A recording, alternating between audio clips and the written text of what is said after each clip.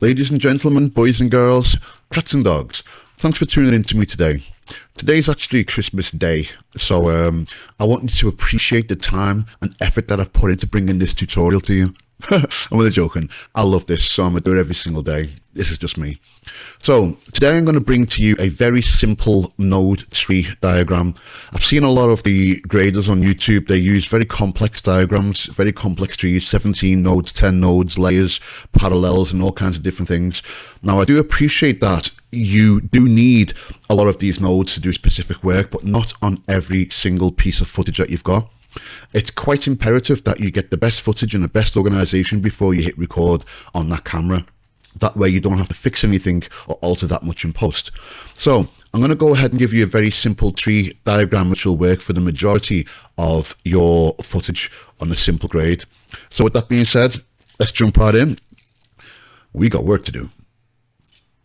Okay, so I've noticed on a lot of the Davinci Resolve tutorials, you've got people showing you how to colour. Now, they are very good, they are quite informative, but a lot of them can be quite intimidating for the beginner. There's the node diagram, people don't really truly understand the nodes, and there's so many of them. There's about like 17, 18, even like 12, even 10. So in this tutorial, I'm going to go ahead and show you some very basic node diagram. So the first thing that you need to do is pick a decent shot, a shot that's indicative of what the film looks like. It doesn't have to be your best shot, even though it's called a hero shot or a hero frame, because the best shot could be a shot of a vampire's bum. We don't know, but we want to pick a shot that's pretty much indicative of what the film looks like. So I've gone ahead and took a still from my last film, The Woman at the Bar. Now, it's a vampire film, and most of the film, it's a short, most of the film takes place in a bar. So I've got a shot of this bar and, of course, the vampire. So the first thing that we need to do is set up the project. So I'm going to go ahead and show you how I set it up. I put it on 4096 by 2160. I put it on proxy 422 for the render cache, because it's okay to look at on the screen. You can't really see that much of a difference unless you start pixel peeping. So it's pretty good, and it's pretty easy on my hard drive. It doesn't take as much space. So then we go to image scaling. Now I put it on Davinci Neural Engine. I also scale full frame with crop. That way, if you're shot in 16:9, 17:9, whatever it is, if your project is set at DCI, it'll automatically expand the footage to the edges and then crop the top if need be. But for this film, I'm going to put those cinematic bars on the top anyway, so that's fine. I also do the same for the bottom. Now for the color management, I leave it at Davinci Wide RGB because I like to tell each step of the way when I color grade. I want each node to know exactly what I'm doing. Yes, color managed aces exist, but for today, we're going to go through this way where I tell you exactly what each node is going to do. The timeline color space has to be Davinci WG Intermediate Wide Gamut because it's got the biggest possible color space, so you can push and pull them colors without risk of being clipped and everything. I think it's got like 20, 30 stops the dynamic range, which is good. The output color space is Rec 709 2.4. Now that's not really going to make a difference because the last node that I put in is going to be telling it to output in Davinci 709 2.4, but I put it there anyway just in case. We put the 3D lookup table interpolation to tetrahedral instead of trilinear because you get a better result apparently from tetrahedral. A little bit more CPU intensive, but I don't think you'll notice. And I also check make broadcast safe. That way it kind of bounces back with each time clip, it brings it back down again, it keeps it within the broadcast network safe levels. So we go ahead and save. So the first thing we need to do is take off the shades. And the second thing we need to do is arrange the node diagram. So I'm going to put in 1, 2, 3, 4, 5, 6. Okay, so I'm going to take these two, put them towards the end, take these three, put them towards the middle, and Bob's your uncle. Okay, so the first thing we need to do on this one is to transform your camera footage into the Davinci Wide Gamut space. So we need to know what you really need to do as a colorist is you always need to talk to the cinematographer or the director or the producer or whoever's got the information, usually the cinematographer. So you ask him what footage the camera was made on. Obviously, if you wanted to make the project in Davinci color managed, The camera always stores this information in the metadata, and Davinci Resolve reads it and applies the color transform for you automatically. But because we're doing everything manually today, it's imperative that you know exactly what camera that came off. So in my case, I know that this camera used for this one was a Blackmagic Pocket. So Blackmagic Pocket, we need to put a color space transform, and we go to Film Gen 4 and 5, Blackmagic Film Gen 5, and we want to output it to Davinci Wide Gamut and Davinci Intermediate. Okay, so we can click this and keep your finger on Alt and drag it to the second to last one. Okay, so now we've got that selected, we swap them around, and this is where we output it to Rec 709. So we pick Rec 709, and the footage automatically looks a hell of a lot better. Now, the first thing that I notice is that these here look abruptly cut off. You see these dots? So I'm going to go to the RAW tab because it was filmed in Blackmagic RAW, and I'm going to highlight the highlight recovery option. And if you watch here, when I do that, okay, so it's basically just saved and reconstructed the clipped data. So if I do that again, it's the Christmas lights in the background. Okay, so what I'm also seeing is that the balance, the white balance seems to be a little bit off. So gladly, this is raw, I can change them here. So I'll give it a rough change, and I'll watch my scopes as I do so. Going over here is far too blue, going over here is far too warm. So if I get somewhere in between, I'm just going to wing it. Okay, so somewhere like that. Look at the scopes. Okay, good. Same with this one. A bit too green, a bit too purple, somewhere in between. Okay, I'll say somewhere about there. I'll do for now. We'll fine tweak it a bit later. Okay, so the first node, sorry, we better label these, right?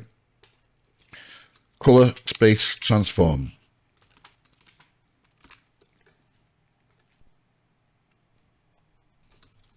Color space transform. Okay, so the first one, we're going to fix the exposure and any little obvious things that jump up to us. So let's call that exposure and sharpness. Okay. So with this one on the exposure, I like to adjust the exposure with the HDR wheels because it seems to do it more how the camera would do it. It takes it down more realistically, whereas the other one just seems to get the whole thing and just crush it down. If you go to the HDR, go to the global, go to exposure, bring it down. Oh, it's starting to look real nice already. Okay, so we know that the scene is quite a, not dimly lit, but quite low lit. So we would like to go down to about maybe there. Okay, that's great. A little bit higher. Okay, and for the sharpness, I put 0.48, and I also use mid-tone detail by 10. Great. Okay, so what I do on the next node is I'm going to put those film gates, the bars on the top, the 2, 3, 5, 2, 1. So I will go to timeline, output blanking 2.35 to 1. Okay, so now we've got those bars on the top of the screen.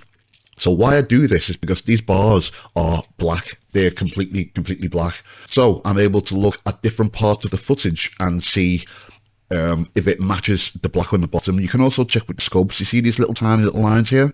Yeah? Okay, so we go on to the next one. And we take the lift and we bring it down slightly. Just so it kisses that line. There you go. Okay, so I'm able to see the space here. It's black, same, and it matches the bars over here. So I'm happy with that.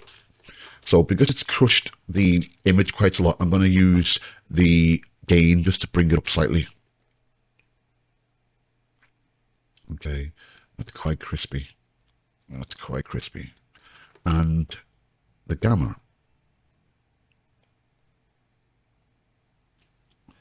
Okay, and bring the gain back down slightly.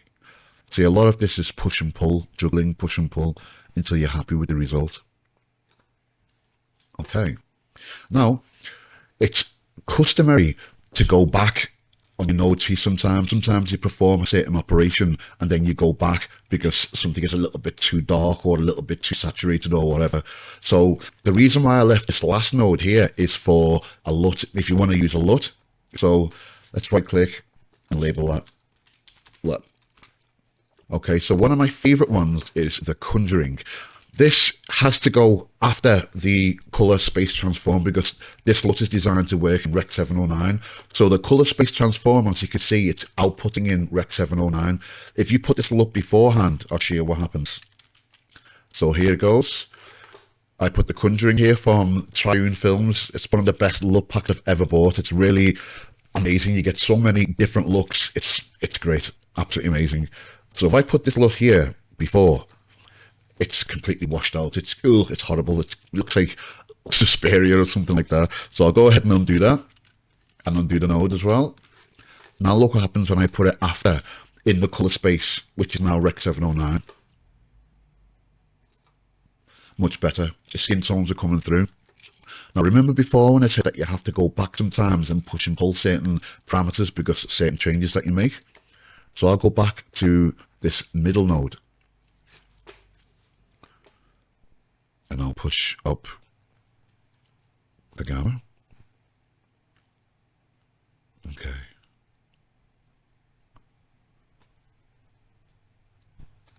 Great. Lovely. See if we can, here we go. There we go. Okay. That's it. Now, that look is quite strong, as you can see. So what I'm going to go ahead and do is I'm going to take the key output, which is how strong that node affects the tree. So for example, right now on 1, it's on 100%. If I turn this key output to 0, it's not active. If I turn it to 0.5, it's halfway active. So what I do is I pretty much grab that and move it backwards and forwards until I'm happy with whereabouts it is. All the way. Back it off a little bit. Okay, I'm happy with that. I might add also that she is in fact a vampire, so her makeup for the film has been dulled, if you will, to reflect the paleness of a vampire, so that explains why she's a little bit off colour. For this last node, call it like finishing, call it whatever you want, but I just call it finishing. So what I'm going to do with this one is I'm going to bring down the exposure some more.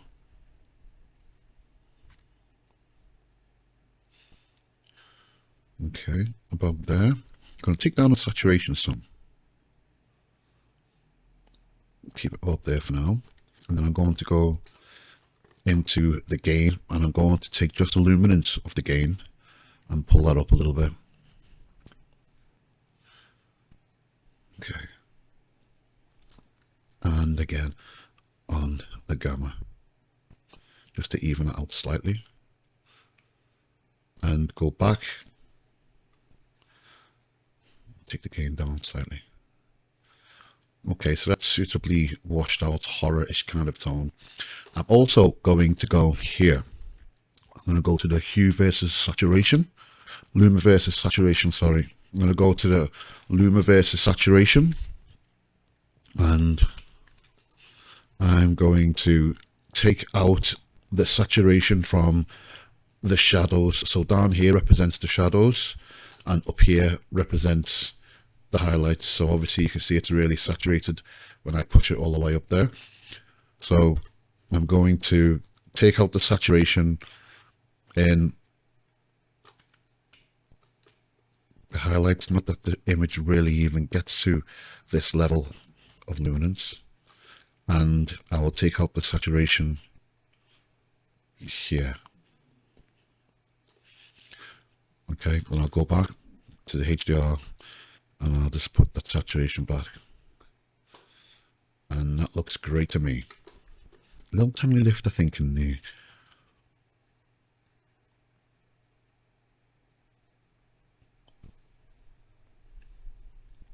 Okay. bars down and see what it looks like. Okay, decent. Okay, so we do have just this one just slightly kissing the bottom there, and I am pretty happy with that result.